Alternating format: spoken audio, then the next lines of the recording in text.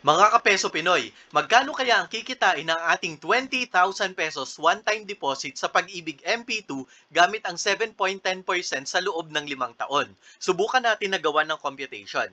20,000 times 7.10% times 6 months, divide natin sa 12 months dahil 6 months na lamang ang natitira from July hanggang December 2025, ang magiging bago natin pera ay 20,710 pesos.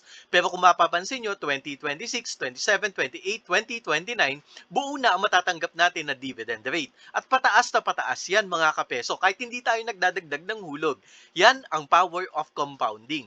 Sa January hanggang June 2030, ang makukuha natin na dividend ay 27,248 times 7.10% times 6 months, divide natin sa 12 months, 967 naman.